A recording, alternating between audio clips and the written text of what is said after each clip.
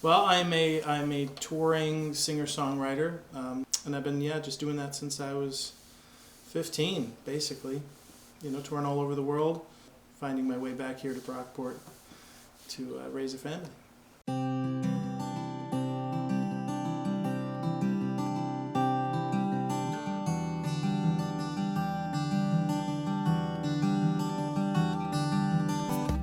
Just let it wash away those things you always need to hear.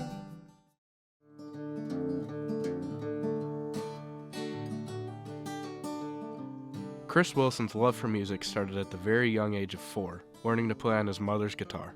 My mom was a singer-songwriter. She was really, really fantastic. So when I was, young, there was just music playing in the house all the time. Whether it was recorded music, and all of her favorite stuff was all the folk stuff from like the 60s and 70s. So it was all Paul Simon, Simon and Garfunkel, John Denver, James Taylor, Jim Croce, all that stuff. So Chris began his professional career at the age of 15, touring the globe and sharing his music with the world. So I just moved out to Los Angeles, and I'm 20 years old. I'm, just hustling, just trying to get something to happen. And somebody says that they're auditioning for this new show on MTV called The Cut.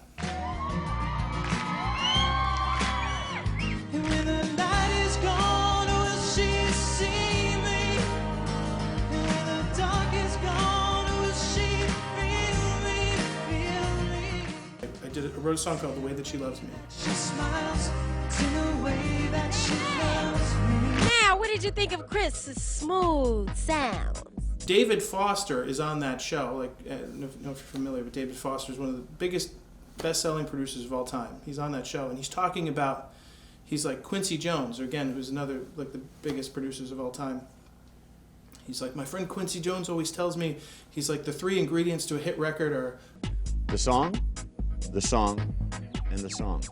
And he's absolutely right when you think about it. Chris, this song is just undeniable. I mean, I loved living in LA. Musically, it was a very rich environment, very creative environment.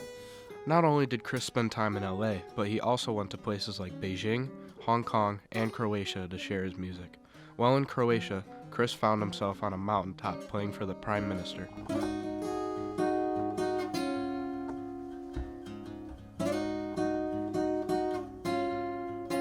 After all those years of traveling around the world, he continued his career in his hometown of Brockport, New York with his family. After he got home, Chris and his family bought a barn. We just drove by and we saw this sort of broken down old barn built in 1849, and we're like, wouldn't it be cool if? But it seemed ridiculous. But somehow, through a series of very long stories and a lot of intervention by God, we got it. And so I would just go out and tour and play festivals and bring back every bit of money that I had and just say, what else can we do? Chris had a vision. He wanted to fix up the barn and be able to play for his fans. After years, his vision came to fruition. He held concerts at the barn and filled every seat. Chris wanted his barn to be the ultimate house for concerts. He feels it's the best way for artists to play intimate music. Yes, I love you.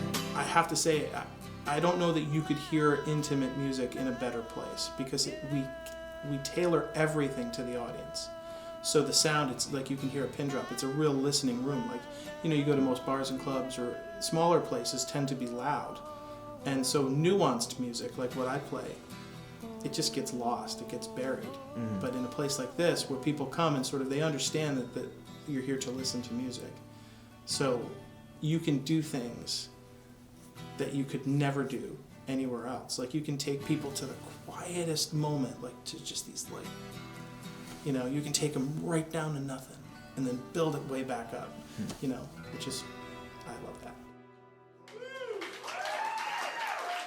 Thank you. Chris Wilson's life is the guitar, and wherever he goes, a guitar always finds a way to follow him. He shows his love for the guitar in his custom-made guitar room, hanging together in harmony. From his past to the present day, he is always looking to add to his great story of music.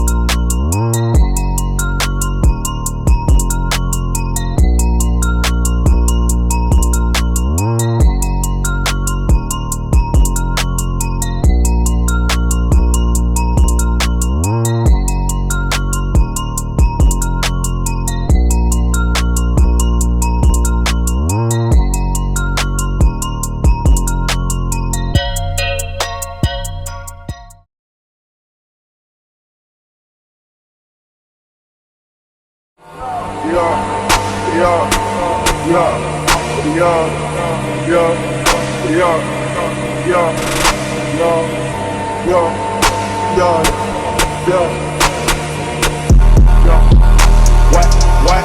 Then I hop on my car. Liquid riding on stars. What? I keep looking on the car. Hey, she get the top in the drop. Hey, I'ma stay wet on my arm. Chest on my neck on my arm. Chest on my neck on my arm. Diamonds stay wet on my arm. Chest on my neck on my arm. Diamonds stay wet on my arm. Chest on my neck on my arm. Yeah.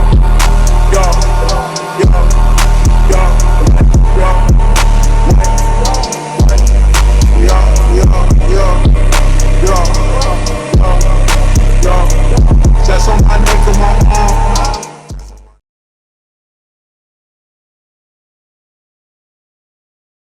SUNY Brockport is constantly under construction.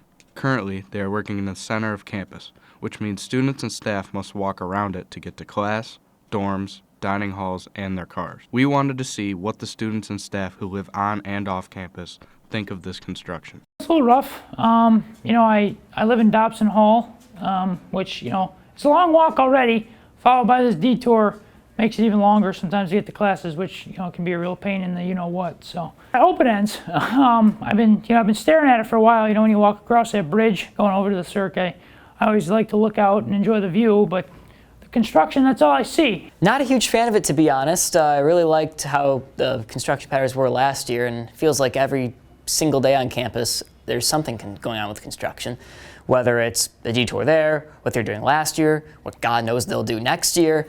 There's never a time at Brockport where there isn't construction going on. So I don't know how much I can complain about it because I've never known what it's like without it. The continuous construction on campus has been especially taxing on first-year students. These students came to campus already at the disadvantage of not knowing where the buildings are in general, and now they have to maneuver around a changing campus landscape. Freshman Emily expressed her concerns.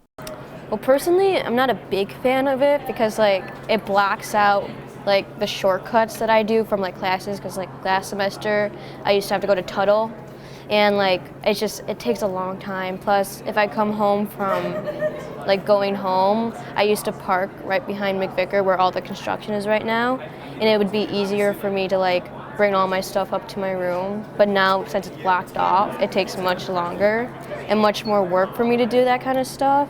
And it's just in a bad place, I think, and it's taking a long time for them to do it.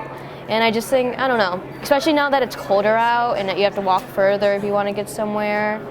It's just it's inconvenient, I think. So I'm not a big fan of it. Some detours, walking and driving wise, but not too bad as of right now. It's reduced the parking a bit, but because our student numbers are down, it hasn't been too big a crisis. I understand they got a job to do and stuff, but yeah, I really hope it ends soon because the view isn't very good when you see all these construction going on. I've heard people say it's a real pain in the neck and that they find it annoying too. So I've had to leave 10 minutes early just to get to a class. Again, like I said, because I live in Dobson, so I got to leave early anyway.